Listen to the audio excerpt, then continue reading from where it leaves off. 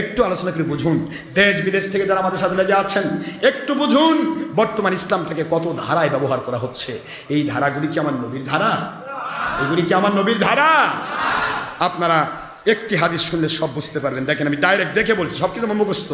আমার মালিক দয়া করে অনেক কিছু আমার মুখস্থ করাইছে, কিন্তু বলবেন হুজুরে কয় কোথায় বোধ হয় এই বাতিল ফেকা মসজিদ আছে, কয় না দেখে কয় আছে কি না আছে, কি বলে না ভাই? তো দেখেই শুনেন, একটু দেখেন, বলবো। عن أم سلمة رضي الله تعالى عنها قالت كنت عند رسول الله صلى الله تعالى عليه وسلم عنده ميمونة رضي الله تعالى عنها فأقبل ابن أم مكتوم وذلك عبد الله ابن مكتوم رضي الله عنه ذلك بعد أن أمرنا بالحجاب فقال النبي صلى الله عليه وسلم احتجبا منه فقلنا يا رسول الله صلى الله عليه وسلم أليس هو أعمى لا يبصرون ولا يعرفون فقال النبي صلى الله عليه وسلم أفا يونا أنتما ألستما تبصروا আলাস্তুমা তুবসিরানিহি আলাস্তুমা তুবসিরানিহি রাহু আবু দাউদ তিরমিজি আপনার রিয়াদুস সালেহিন 4th খণ্ড 676 পৃষ্ঠা হাদিসের নম্বর 1627। সুবহানাল্লাহ। কি বলছেন দেখুন, হযরত উম্মে সালমা রাদিয়াল্লাহু তাআলা আনহা উম্মুল মুমিনিন আম্মা জান তিনি বর্ণনা করছেন, আনহা ক্বালাত কুনতু ইনদা রাসূলিল্লাহ সাল্লাল্লাহু আলাইহি ওয়াসাল্লাম, আমি রাসূল পাক সাল্লাল্লাহু আলাইহি ওয়াসাল্লাম করেছিলাম, ওয়া ইনদাহু মাইমুনা, সেখানে ছিলেন উম্মুল মুমিনিন মাইমুনা রাদিয়াল্লাহু তাআলা আনহা। ফাকবালা ইবনু উম্মে মাকতুম, আসলেন অন্ধ সাহাবী আব্দুল্লাহ ইবনে উম্মে মাকতুম, অন্ধ সাহাবী, বুঝতে পারতেছেন আপনারা? আব্দুল্লাহ ইবনে উম্মে মাকতুম রাদিয়াল্লাহু তাআলা আসলেন। তিনি আসার পর আমার নবীজি পাক সাল্লাল্লাহু আলাইহি ওয়াসাল্লাম বললেন, ও আমার উম্মুল মুমিনিনগণ, আপনারা পর্দা করুন। সুবহানাল্লাহ। আপনারা হিজাবের মধ্যে চলে যান। আল্লাহর হাবিব বললেন, আপনারা হিজাবের মধ্যে চলে যান। ফাকালা নবী সাল্লাল্লাহু আলাইহি ওয়াসাল্লাম ইহতাজিবান মিনহু, ওর থেকে আপনারা হিজাব করুন, পর্দা করুন। ফাকুলনা ইয়া রাসূলুল্লাহ, আমরা বললাম ইয়া রাসূলুল্লাহ, ও আল্লাহর রাসূল সাল্লাল্লাহু আলাইহি ওয়াসাল্লাম, আলাইসা হুয়া আমা, তিনি কি অন্ধ নয়? তিনি তো একজন অন্ধ ব্যক্তি, তিনি তো লা ইউবসিরুনা, তিনি আমাদের দেখতে পাবেন না, ওয়ালা ইয়ারিফুনা, উনি আমাদের চিনতে পারবেন না, তারপরেও কি পর্দা করতে হবে হুজুর? তারপরেও কি ভিতরে যেতে হবে হুজুর? সুবহানাল্লাহ বলবেন। যেই ভাইয়েরা বলেন মহিলারা আমাকে দেখুক, কিন্তু আমরা মহিলা না দেখলেই হলো, তাদের খেদমতে বলবো এই সহিহ হাদিস কোথায় ফেলে দিবেন? অন্ধ সাহাবী আব্দুল্লাহ ইবনে উম্মে মাকতুম, তিনি তো আমার নবীর রূহানী সন্তান, তার স্ত্রীগণ তো উম্মুল মুমিনিন, মুমিনদের মা। মায়ের সাথে ছেলে তো এমনি দেখা করা জায়েজ। কি কোরআন সে ভাষা কি? আজওয়াজুহু উম্মাহাতুহু, আমার নবীর স্ত্রীগণ উম্মতের কি? মা। তাহলে কোরআন দিয়ে ভাষা হয়ে গেছে নবীর স্ত্রী উম্মতের মা। উম্মতের মা যদি হয়, উম্মত মায়ের সাথে দেখা করা জায়েজ নাই?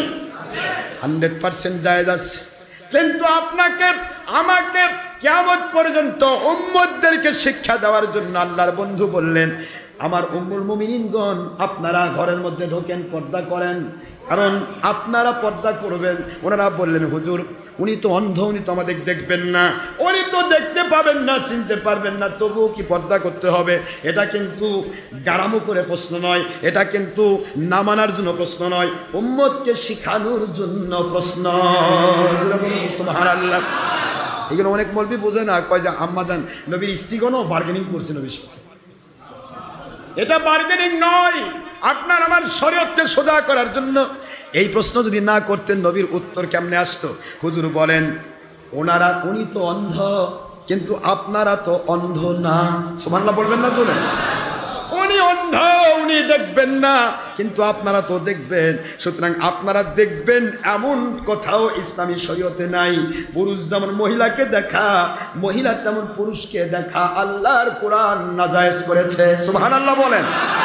চিন্তা করে দেখুন, ফিকির করে দেখুন, এই কথা যখন ডাইরেক্ট সহিহ হাদিস শরীফে আসলো, এবার আল্লাহর বন্ধু বলেন, দুনিয়ার মুসলমান, তোমাদের জেনা কিভাবে আসে? এক কথা আমি আপনাদের খেদমতে বলে দেই, কষ্ট হচ্ছে? عن أبي هريرة رضي الله تعالى عنه أن النبي صلى الله عليه وسلم قال كتب على ابن آدم نصيبه في من الزنا مدرك ذلك لا محالة العينان زناهما النذر والأذنان زناهما الاستماع واللسان لسان زناه الكلام واليد زناها البطش والرجل زناها الخطا والقلب يهوى ويتمنى ويصدق ذلك الفرج أو يكذبه মুত্তাফাকুন আলাইহি রাওয়াহুল বুখারী মুসলিম ফাজলুল বারী ফাতুল বারী উমদাতুল কারী ইরশাদুস সারী তাইসির বারী মুজাহিদ হক সদরমি দারিকুতনি 50টি বেশি হাদিস শরীফ রিয়াদুস সালিহিন চতুর্থ খণ্ড 675 পৃষ্ঠা 1623 নম্বর হাদিস শরীফ সুবহানাল্লাহ বুখারী মুসলিমের হাদিস। আল্লাহর বন্ধু বলেন দুনিয়ার মুসলমানেরা শোনো, হযরত আবু হুরায়রা রাদিয়াল্লাহু তাআলা আনহু বর্ণনা করছেন, তিনি বলেছেন আদম সন্তানের জন্য ব্যভিচারের একটি অংশ নির্দিষ্ট করা হয়েছে। কি নির্দিষ্ট করা হলো? মিনাজ জিনা মুদরিকুন নির্দিষ্ট করা হলো। দালিকা তা হচ্ছে লা মাহালাতুল আইনানে, ওই মানুষগুলোর জেনা হচ্ছে মানুষের চোখের জেনা। কি হচ্ছে? জেনা হুমান নজর, চোখের জেনা হচ্ছে নজর। চোখের জেনা কি? নজর। চোখের জেনা নজর।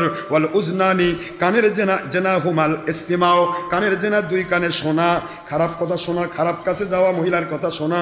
ওয়াল লিসানু জেনাহুল কালাম, আর মানুষের কল আপনার জিহবার জেনা হচ্ছে কথাবার্তা বলা মহিলার সাথে।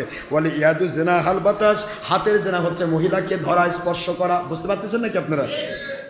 ওয়ালিয়াদুল বাতাস জেনাহুল জেনাহাল বাতাস ওয়ার রিজলুল জেনাহাল খুতা, আর পায়ের জেনা হচ্ছে পরনারী পর্যন্ত নিজেকে হেঁটে নিয়ে যাওয়া, গমন করা পরনারীর কাছে।